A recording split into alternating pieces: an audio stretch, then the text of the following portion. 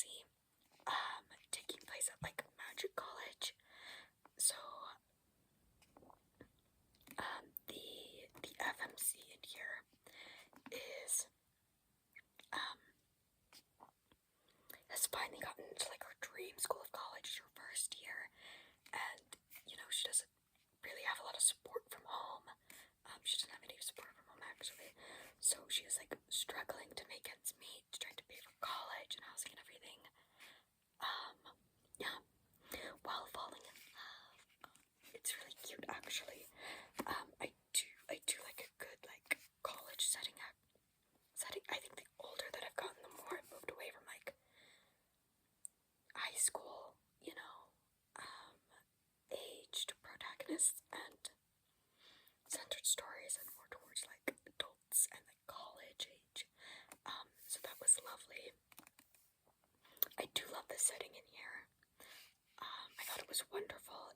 I'm going to be honest, it was kind of just like a sweet, fluffy read to me. I feel like the stakes were not super high. It is a cozy fantasy, so that comes with the territory.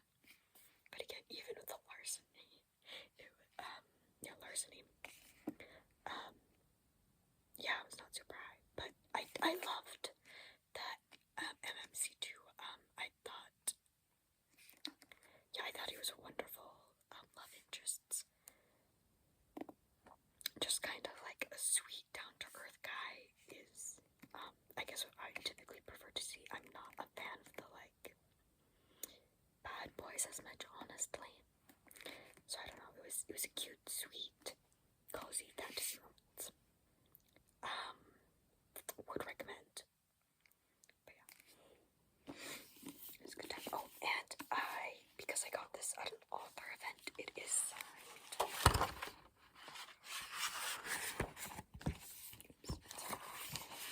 It is signed. The author was really nice and wonderful. Look at that. And she also gave out these cute little bookmarks. Unfortunately, not unfortunately, but like I did read this book before the event, like in preparation for it, so I don't get to use the bookmark with this book, but I will use it on other ones. It's very cute. Yeah, and I love the art. I love the art of this book. Just like all around a fan of that. So there you go. The next thing I finished was Murder at Spindle Manor by Morgenstern. This is an indie pop book, so it is not in like print anymore. You have to buy it used if you want a physical copy, which is what I did. I do know it is on Kindle Unlimited, and it is available on audiobook from Spotify, and I believe you can buy an ebook from other big retailers. Actually, I'm suddenly not quite remembering. I think that you can buy an ebook from like Amazon or Barnes & Noble if you want. So there's that. This was a really quick read. It's only 200 something pages. Although the pages are quite large. Actually get one of the first ones.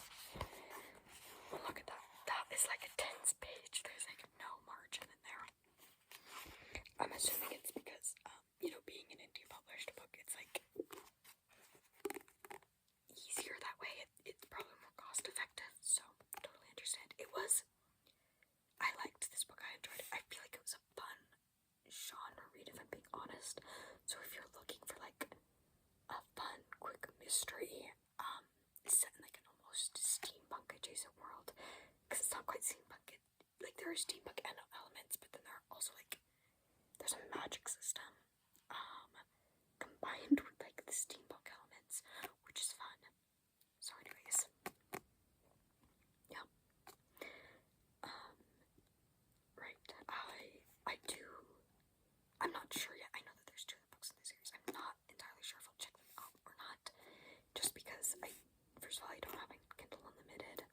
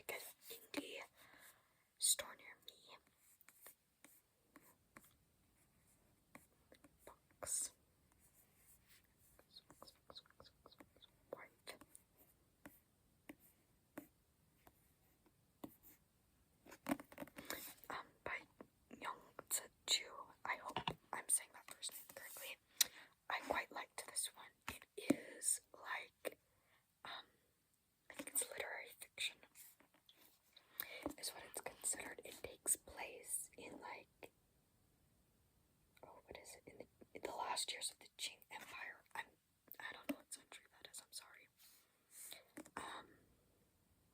Anyways, it follows this woman who is a fox, so like, who's a fox spirit, so think like a kitsune from Japanese folklore. I think there's a Chinese equivalent to it, I'm not sure honestly, but she is Chinese, and this book does take place largely in China, a little bit in Japan, but largely in China. Yeah, and it follows this woman who is like seeking vengeance for her child who died, unfortunately. So it's about her journey, like following, trying to find this man that she like blames for this, who he is at fault. And then it's a dual POV. So the second POV is this detective who's like following and trying to find these other foxes that you meet along the way who are like, they're foxes, so they're getting up to shenanigans, you know. They're mischievous creatures, for better or for worse, for the people around them. I quite enjoyed it. It did something a little weird to my mind when I was reading it, because the foxwife, her POV when the book starts is in past tense, while the other point of view of the detective is in present tense, and so like switching between tenses in a book is not something I'm terribly used to, at least with that much frequency, because every other chapter is like from the foxwife's perspective, and then it's from the detective's perspective. So, you know, and like switching that much between tenses just like did something weird to my brain, where it was like hard to like reconcile when I was starting it. So like I guess just be wary of that going in. I did really enjoy reading it though, you know, like I would recommend if somebody is looking for like a lit fic, if you enjoy Chinese and Japanese like fox folklore, and it does reference some specific things. Like she was like, yeah, sure, some people have like done some of these foxes have done like terrible things to one, but like not all of it, you know, like there's just a few bad apples. And I was like, oh yeah. Yeah, I think she was referencing who is a Tamoname, I believe is like this like super evil spirit in Japanese mythology. So it's like I feel like that was who it was referencing, but I don't know. Anyways, it was good. It was enjoyable. I actually read that one for book club. We had this super great, like, interesting conversation about it. Yeah, so it's great. Would recommend. Next we have Graceless Heart. This was also for book club. This one I finished in March. Right, so the Foxwife was February book club. Graceless Heart was March book club. For the indie store that I go to book club for. So this is Grace.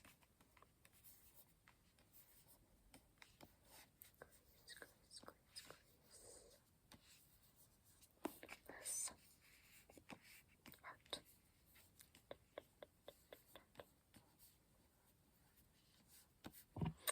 By Isabel. Ivonus. I'm sorry.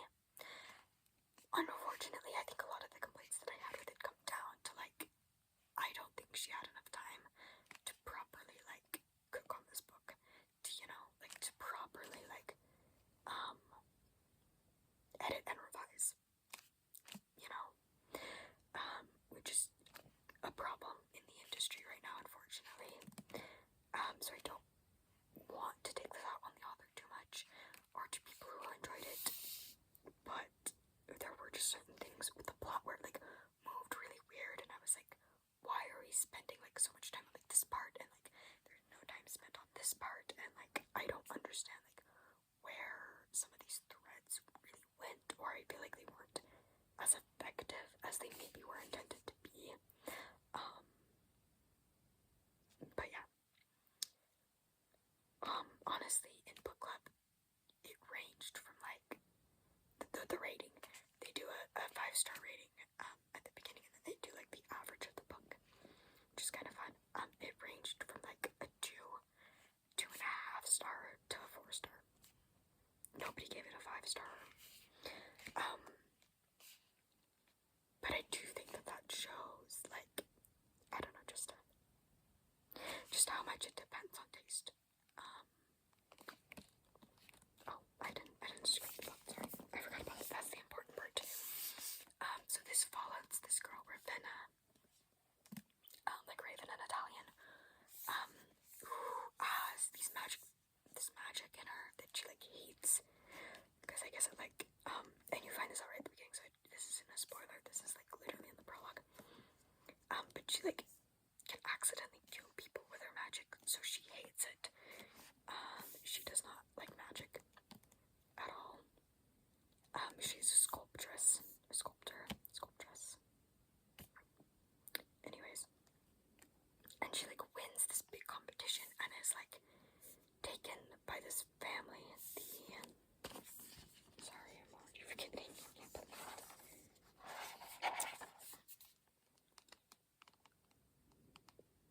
The Looney family. L-U-N-I.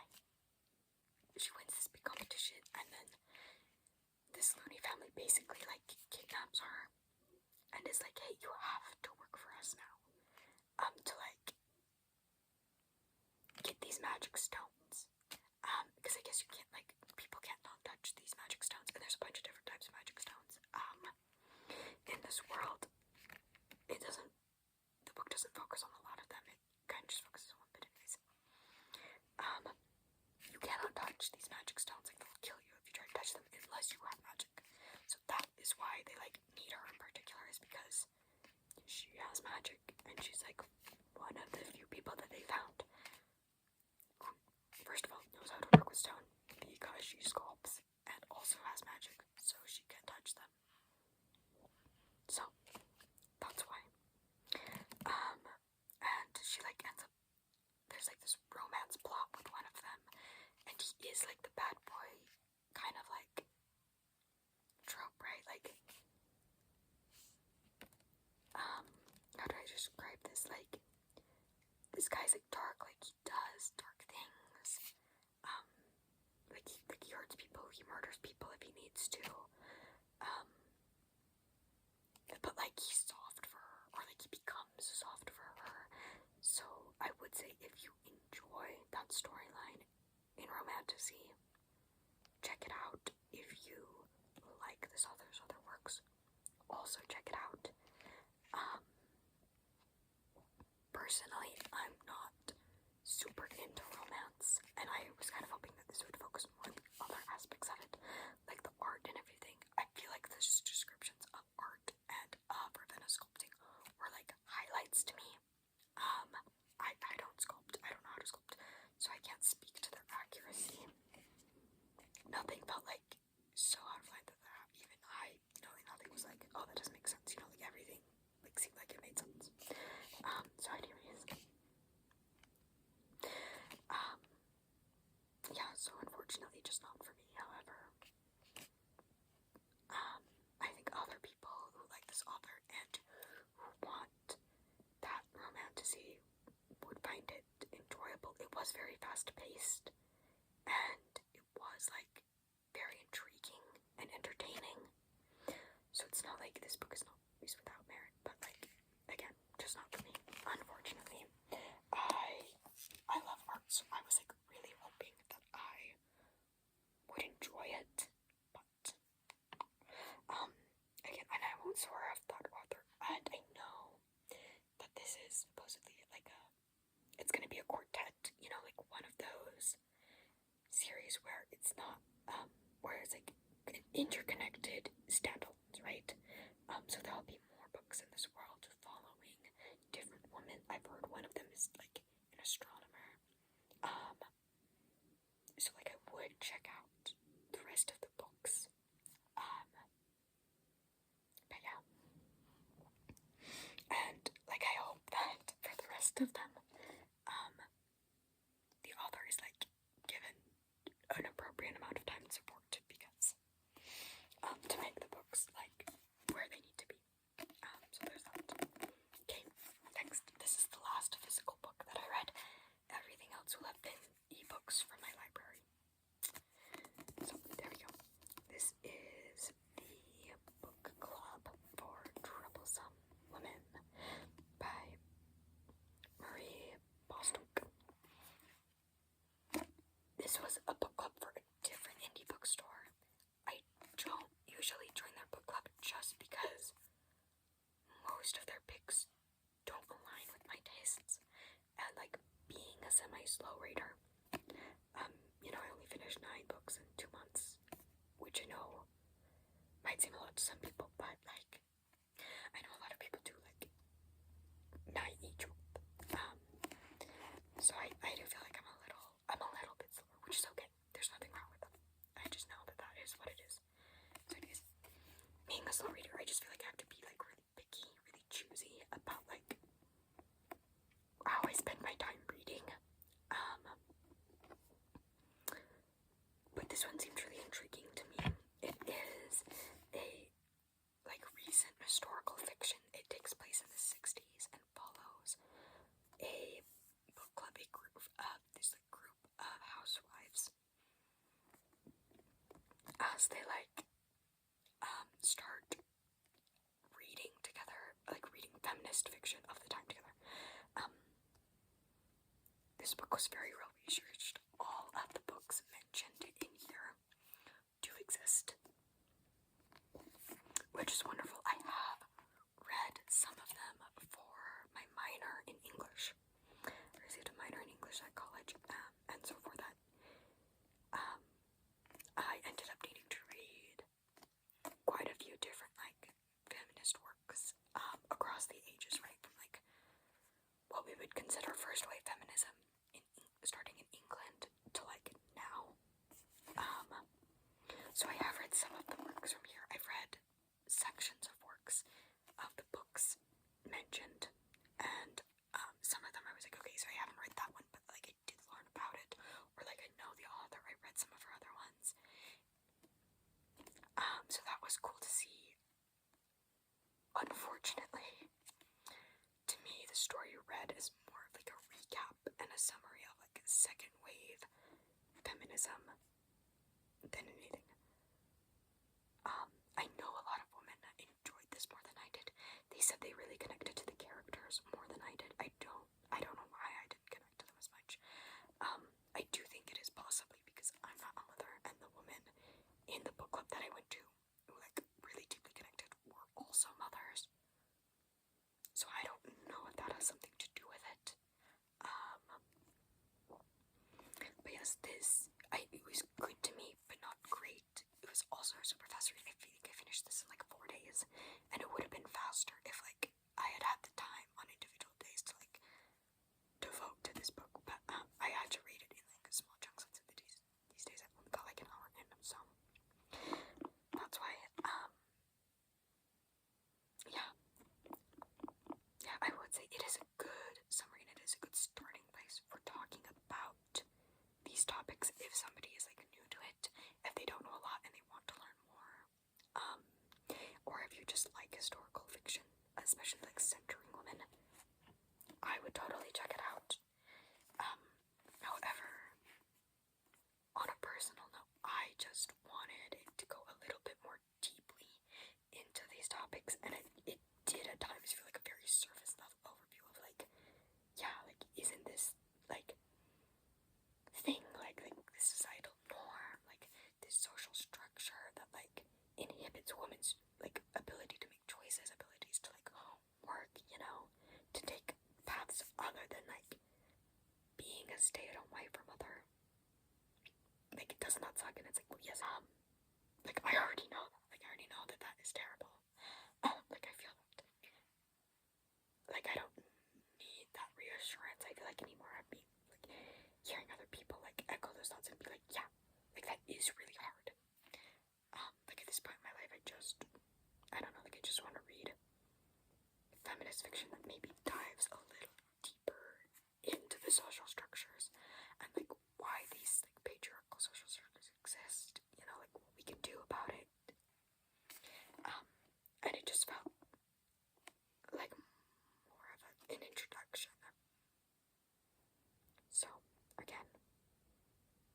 necessarily bad, not for me. There was, there was a couple things. There was a couple of things in there where I was like, oh, okay, that feels a little bit like a weird thing to just put out there, and I don't know if that's the author just being like, that was a view at the time, or if she like really also feels that way. And it wasn't anything terrible, but it was just like, oh, like that feels weird. Like one of them is that the other girls like reference the other woman in the neighborhood, and they're like, oh, but they're like, and like the way that they just sometimes like say that, it just like came off to me as like, oh, but they're not enlightened like we are, like they're not cool, like they're not feminist like we are now. And I was like, what? Because it just kind of gave like, oh, I'm not like other women, I'm a feminist. Which again, like, not terrible, not awful by any means. That's not like a reprehensible thing, but like, I was very thrown off by it, and I was like, I disagree with that. Like, a view of other people. That's not how I want to talk about other women. That's not how I think any of us should be talking about other women. So, there was just a couple of things like that where I was like, oh, okay. But anyways, on to the library books. I'm back, sorry, I keep my book tracker with me so I don't ever forget anything from the library. The first thing I got in February was The Irresistible Urge to Fall for Your Enemy. I did this one on audiobook. It was quite funny. I would say it was the romantasy I've read that I think I have enjoyed the most thus far. This book follows this woman who's like a healer. Sorry. I did not realize when I started this book, it takes place in England. And because I don't know like any of the places that were referenced in England, like I just thought it was like some fantasy world, but no, it is actually England. And I got to the end and it like referenced like London or something, like somewhere where it's like everybody knows where that is, like that's in England. And I was like, oh my gosh, oh, this is just England, but like fantasy. Just because there's not like a lot of like, it's not very, it's weird because like there's some things that are very modern about it, like the slang and everything, and then there's some things where it's like, oh, okay, that's like an old fantasy thing, you know. Because of magic, they don't have modern transportation, like they don't have like modern technology, like it's all magic. So I was just like, anyways, yeah, but it was good. It follows this woman who is a healer in this society, and she is like bribed by this man who is an assassin, or like a hitman for hire, to like help heal him from this like generally considered fatal disease. However, she in particular, like at one point tried to like study to find ways to like heal this disease. She is like one of the best, most accomplished healers around. And so he like bribes her. Basically he's like, I will provide funding for your research. Obviously he's gonna be a test subject, so he's like, if if it goes well for me, then like maybe you can finally get like actual grounds to like research this in a more proper manner, right?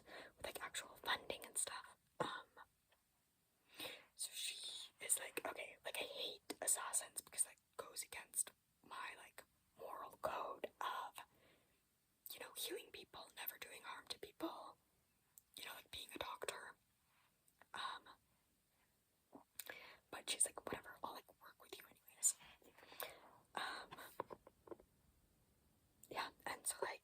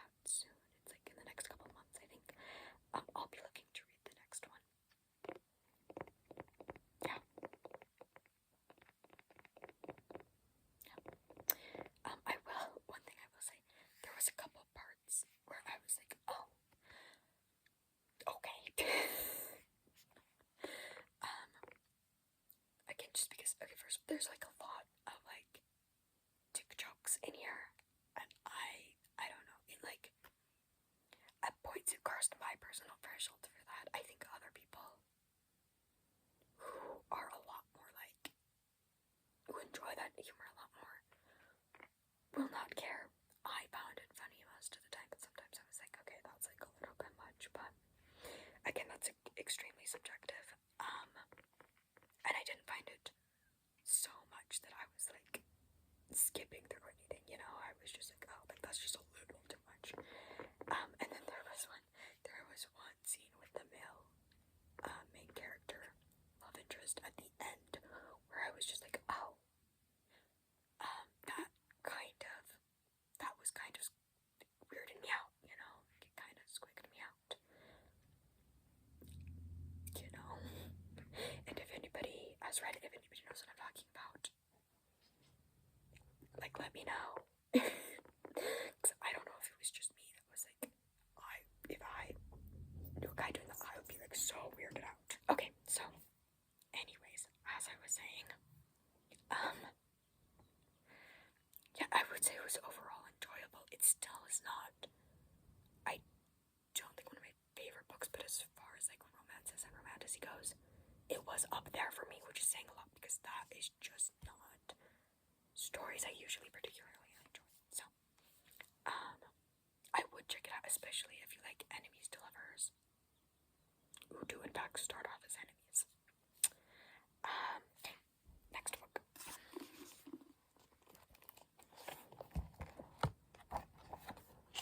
Oh, and this was by Bridget Knightley. Sorry, I forgot to mention. Oh my gosh. Okay,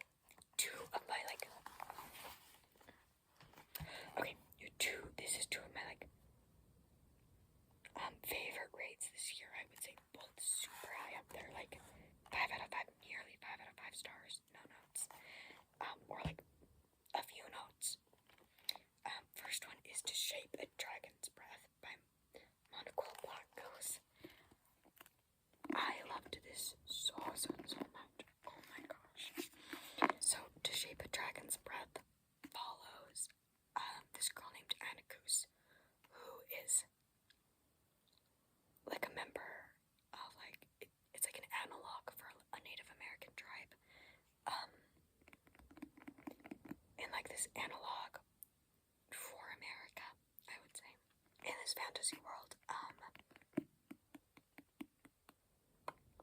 I don't know very much about different Native American cultures, so I can't tell you if it is based on like a particular Native American tribe, or people are.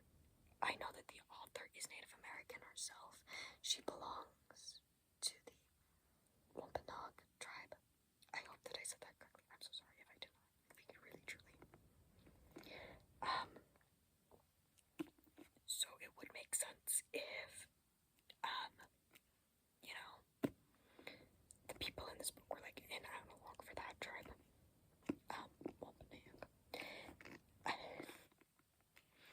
Anyways, and so it follows this girl, this young girl, Anacus, who much of their homeland has been like overtaken by colonizers, right? So she's like grown up on like away from the mainland. She doesn't know very much about these people, about their culture. Oh, in here they are called the English. Anacus and her people are Masqueset, living on the island of Masquepag. She doesn't know very much about like English culture, about their ways, but when she finds this dragon egg, she is told by her brother that the English have this law, and because, you know, their island, while they like still live there mostly away from these people, is technically under colonizers' laws, just because they have more force and military capabilities. Unfortunately, they like have to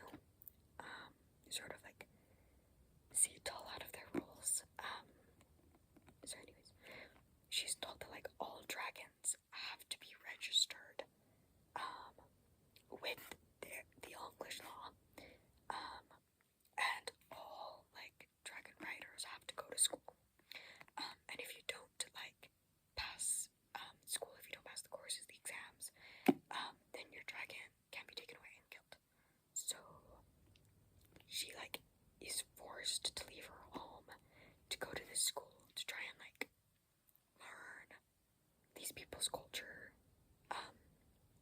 and like navigate that.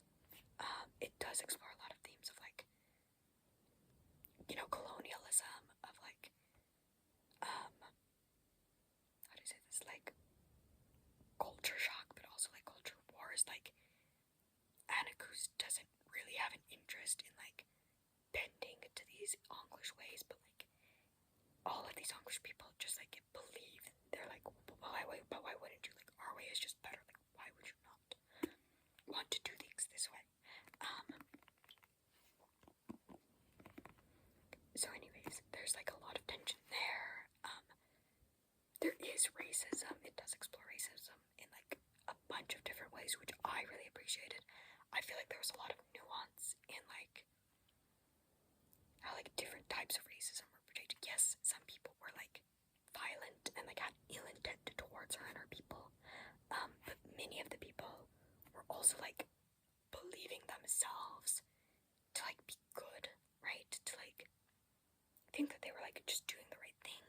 They were doing the right thing for these people, and especially for Annakus, and like trying to change her to like fit with their views of the world.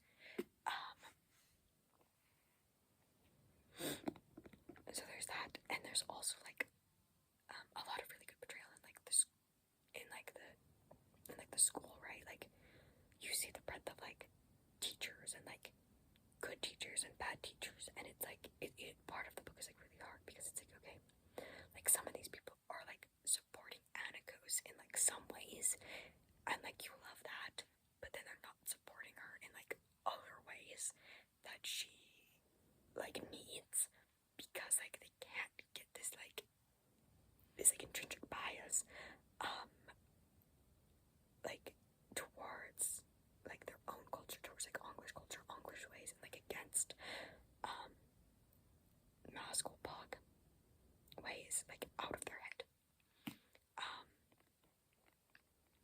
So yeah, I loved that part of the book. I will say I went into this with the understanding that there was not very much in the way of the dragons. I hear a common complaint with the book is that people are like, yeah, there's just not as much dragons as I thought there would be, because Annakus's dragon is a baby, like throughout the whole book. She's just a little baby. She's a little baby dragon. She kind of acts like a mix between like a dog and a cat, which is like really, really cute, and I loved that. But like again, she's a very small dragon. I think at the end of the book, she's like the size of a large dog. So there's just not as much you can do with that. However, this is the first book in a series. The second book is already out. I have it on hold from my library, so hopefully I'll get it in the next couple months. Yeah, I did this one on audiobook as well. I think that was really helpful in understanding how to pronounce all of the characters' names, because even the like English analog characters' names are like different, you know? Like it's like almost English but not really English. But also especially the like non-English names, I was like, oh, like I would not have known how to say that based on its spelling, because I don't know that language. So I am glad to know how to say that now. So that was really nice. Yeah, I loved it. I loved the dragons. I am excited to see more dragons. I loved the magic school. I think this magic system is shaping up to be really, really interesting. Basically the conceit is that people can do magic with dragon's breath, right?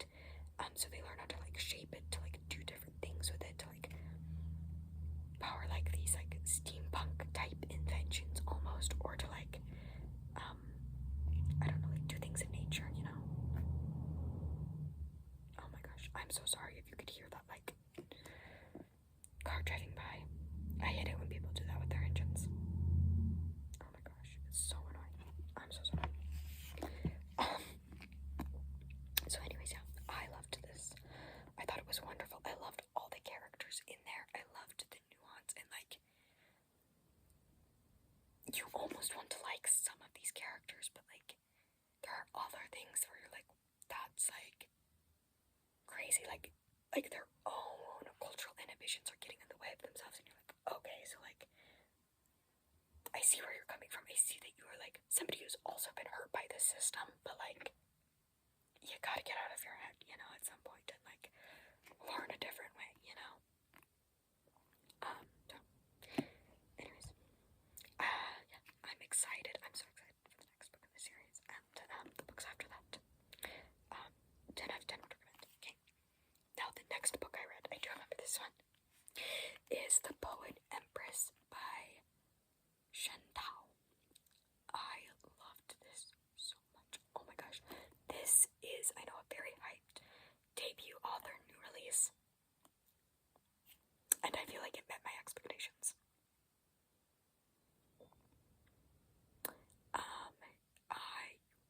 I loved this so much.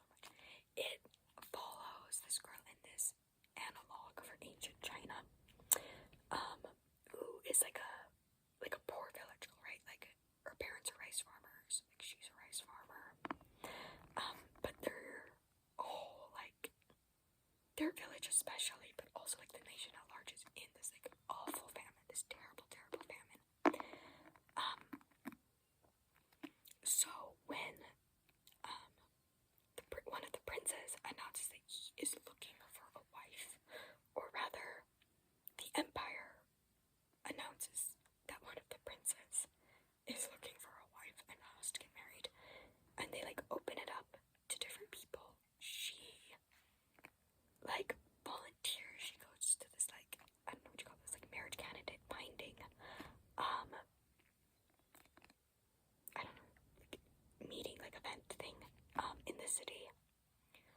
Everybody in the village, like, they put so much work into her, they put so much money and effort towards like trying to make sure that she is like desirable, that like the prince would want to like take her for a wife, right? They have like these big dreams of like her going to the capital and like marrying the prince and like finally getting money to send back to her family, or like food or something, you know, to like help them. And she does. However, the prince has a reputation for being very cruel, and he is. He's very cruel and awful, extremely violent. There is a content warning at the beginning of this book, and it is necessary. Like, pay attention. I know sometimes I've read content warnings where it's like, oh, that was not as bad as like the warning built it up to be. I feel like that was a bit overstated. But no, this one was like, yes, there is like graphic scenes of domestic violence in this book. It is dark. It is very dark at points.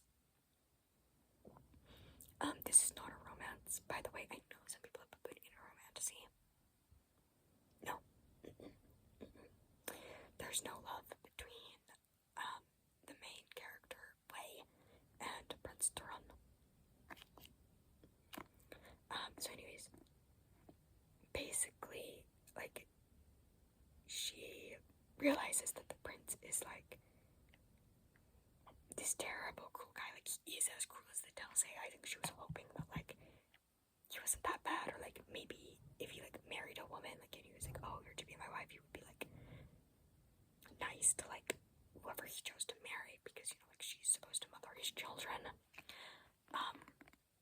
But no. So she decides, she's like, I need to learn magic so that I can kill him, because like he can't take the crown. He's like awful to me and everyone. Like, he's gonna put this empire into ruins, and also he's like, I don't know, like, he's abusing her, you know, like, valid and wanting to kill him for that alone. Anyways, and the magic system in here is so lovely. It is based on poems. So like, people have to write poems, and like, if it is imbued with enough emotion, the ancestors will like bless it and make magic out of it, right? However, women are not allowed to read, so she has to teach herself to read in secret in order to try to like write this poem. The hardest poem that they say there is to write is to like kill someone. In order to try to write this poem to kill this awful man that she's betrothed to. So, and I loved it. There was so much emotion in this book. Like I cried in the middle. I cried at the end. Not even necessarily because of like the terrible things that were happening. Although like again there is some very dark stuff, but just because of like the buildup of emotion, you know. I loved that, and I loved the nuance in the characters. This is again one where it's like, okay, like there are morally gray characters who are actually morally gray. I also really just like court dramas. I'm finding, like Chinese court dramas. It started with the Apothecary Diaries, and like I've just been reading more books with that in it. From what I understand, this is like quite an accurate portrayal of like what a court might have looked like, you know, like a court of women might have looked like. Yeah. And like the sorts of things that like women went through when they were like a concubine or like betrothed to the emperor. Yeah. So I loved it. I loved it. I thought the writing was incredible. It is a slow-moving plot. I don't mind a slow-moving plot, especially when the build-up pays off, and I really feel like this one paid off. So, again, I know it's a very hyped new release, and I would recommend it. Okay, there was one small problem that I had. About like 30 to 50% of the way through the book, there is just this portion, again, like this 20% portion of 30 to 50%, where it just gets so slow, and it was a little bit hard for me to get through, honestly. And I understand why she made that decision, why the other made that decision, why she like did that. It was very necessary, all of those scenes, to like get to the end, to understand the prince and to understand Wei. But like it was hard. Like, it was a little hard for me to get through, but like again, you just get through that, you get over the 50% mark, and I think it was incredible, and I just couldn't stop reading. So there you go. Okay, next book. I think I remember which one it is, but let me just make sure.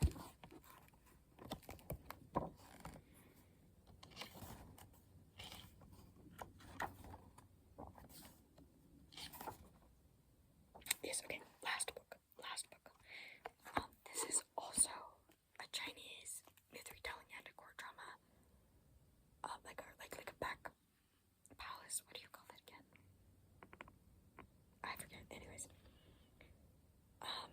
it is A Song to Drown Rivers by Anne Leong, also on audiobook from my library. Unfortunately, I didn't like this one nearly as much, and I don't want to leave off on a downer, but it is just what happened. I didn't like this book as much. Other people will love it. I do think part of this is that like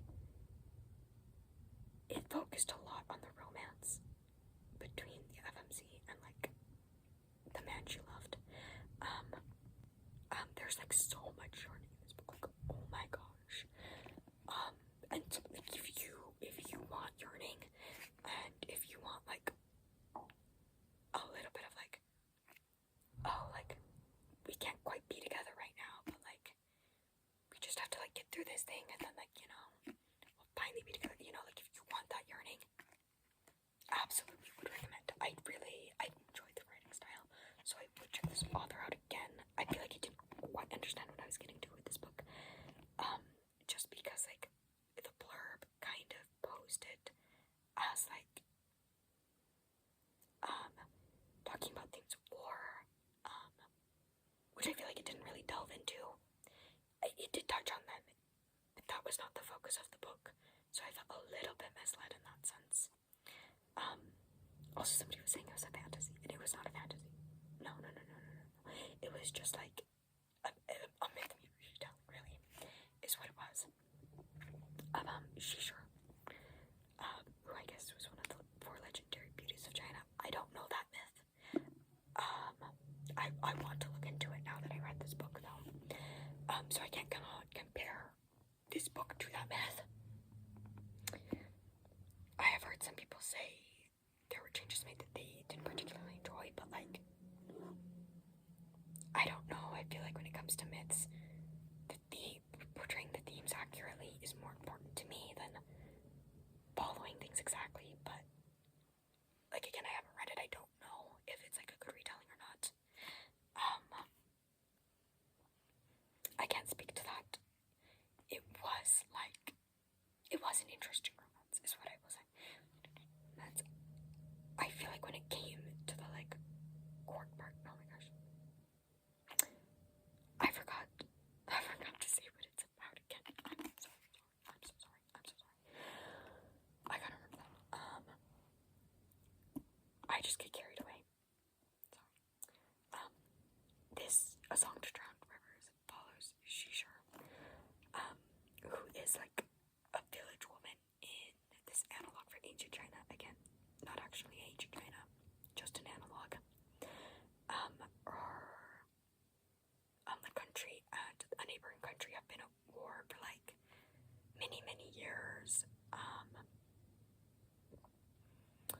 And in order to like, how do I say this? Like, I'm so sorry if you can hear that. There is a train in the background. I hope it's not too loud or disruptive. So their countries have been at war for like many years. In order to, I guess, like finally end the war and like take over the neighboring country, Shishir agrees to become a concubine for this neighboring kingdom, and she's trained to be a spy by this guy, this like main male love interest. I really enjoyed the main male love interest. I enjoyed some of the yearning, not all of the yearning. Anyways, that's not important. She's trained to become a spy. Yeah, and it just like follows her, like training to become a spy and then like being a spy in the like court of this other kingdom. Like this like concubine to this man. Yeah. Yep. And like what happens to her and the country like afterwards. Again, I feel like this was just pitched to me wrong. So like I went in with false expectations because again I expected it to be more about like the themes of war. Didn't have a lot of that. It was mostly like a lot of yearning romance. I feel like I enjoyed the start of the book more than I enjoyed the end. Not necessarily because I feel like it was a bad ending, more so just because the latter half of the book focuses more on the romance between the two girls, on the yearning between them, and I was just not as interested in that. I was hoping for more of the political intrigue and spy stuff. I also, again, from what I know of like Chinese palace like protocols, this did not seem super accurate. So I guess don't go in expecting accuracy, but if you do not care about that, oh well, you know. And it just didn't focus as much on that political intrigue. It didn't focus as much on like court politics as I was hoping for. But yeah, I know a lot of people love this. I think if you are a fan of yearning romance, you will love this.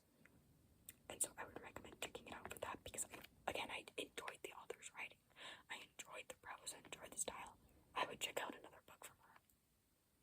It was just the plot where I was like, oh, like that was not what I had wanted when I started. Which is really unfortunate. But anyways, that is all the books I read this month. Or these last 2 months. The books that I am currently reading are also from the library. Oh my gosh. Do you know when you have like books on hold and they're like on hold?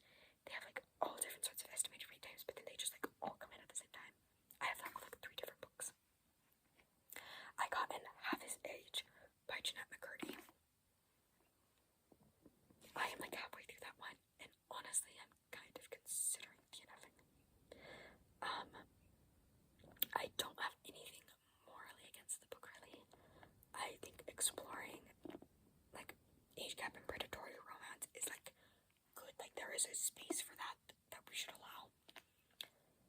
I just feel like we're halfway through the book and it doesn't feel like we're getting a very deep exploration of that. And also, I'm so sorry, it's reading quite trite. Like, the writing style is very, very matter of fact. It is very much like, and it's written in first person, so it's coming from the main character. It's like, I did this thing and then I did this thing and then you know. There are parts that I really enjoy.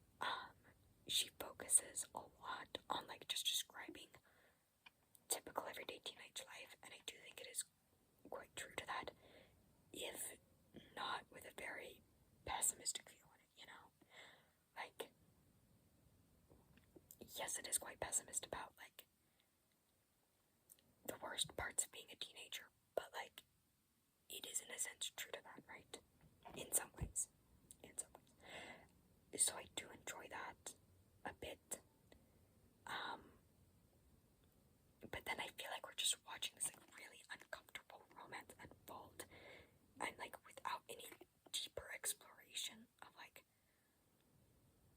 what it's like to be in, like, again, a predatory relationship like that, right? Like, it's about this teenager who, like, starts dating her teacher in high school.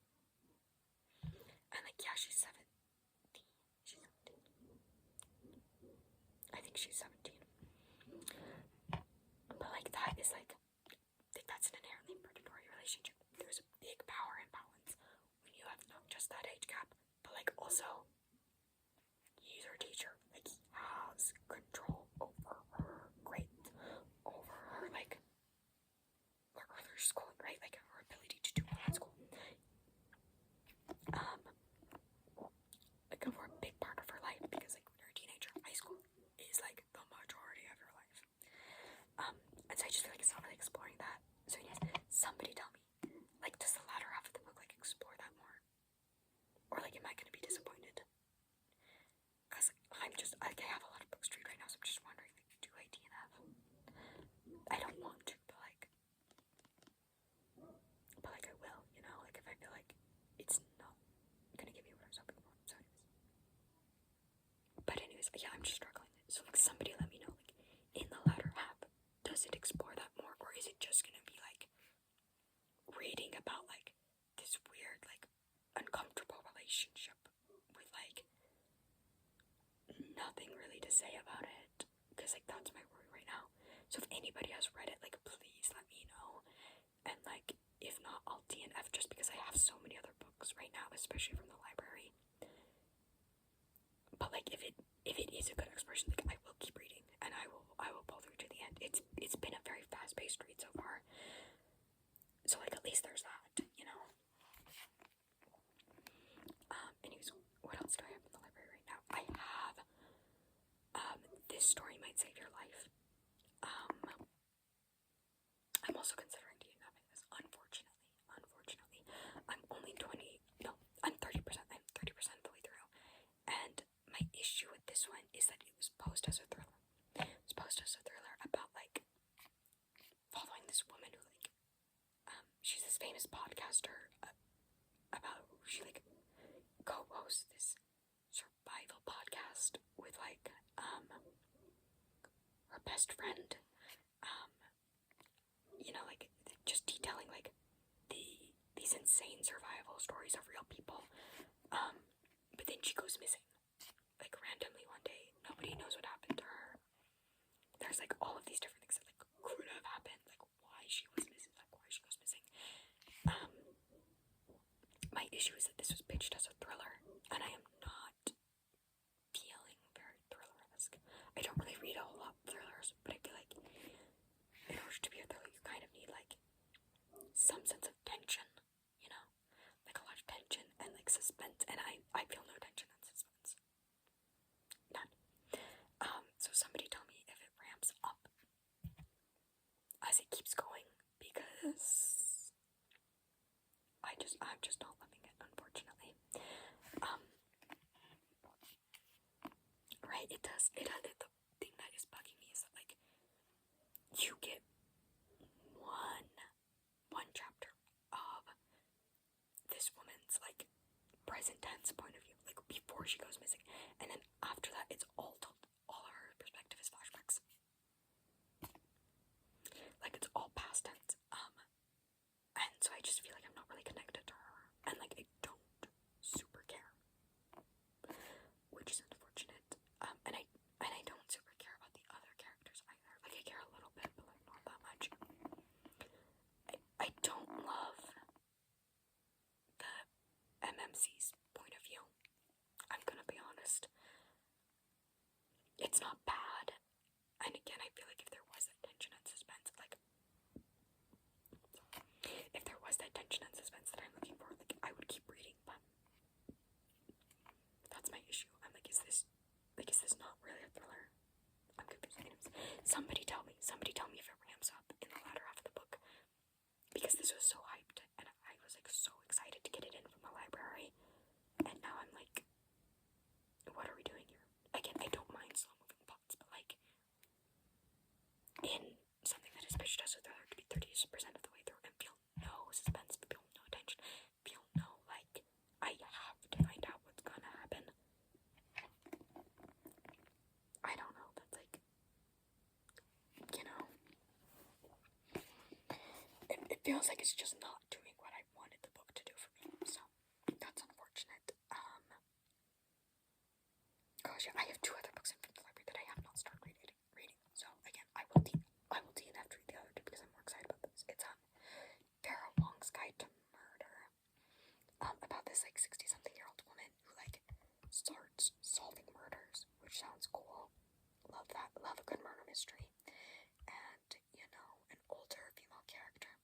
Oh, no, sorry. Vera Wong's Unsolicited Advice for Murderers. Jesse Sutano. Okay, yeah. It just sounds so funny. So I'm excited to start reading that. And then the second of the book, which I have had on hold for months now, and I'm finally getting it in, and I'm so excited. People say it is, like, one of the best romanticities they've ever read. It follows this lady knight, and, like, is he like a magician? Like, he does magic. Like, he's somebody who does magic, and I don't know if they're called magicians in the story or not, but, her partner, not romantic partner, at least not yet, not when the book starts, her, like, partner in magic, she, like, is his guard, but also, apparently, magic is a two-way street here, so they, like, have to have somebody to pull magic from. I guess, like, there are people who are built to the magic, and then the magicians, like, pull magic from them to, like, perform magic, right? I guess, I don't know if I'm understanding that right, because I haven't read it, it's only from a part, but, like, I hear that there's so much longing. It's like Friends to Lovers. I love Friends to Lovers, by the way. I'm a fan of Friends to Lovers. Yeah. And I love a good romance, so I'm super excited to read that. And I just am wondering, do I put these other books down for this one? I don't know. If anybody has read This Story Might Save Your Life, or have his age, and has any input, please let me know. Please. Also, if anybody has any recommendations for, like, springtime reads, I would love that. Oh my gosh, my favorite part of, like, spring and summer is getting to, like, lay down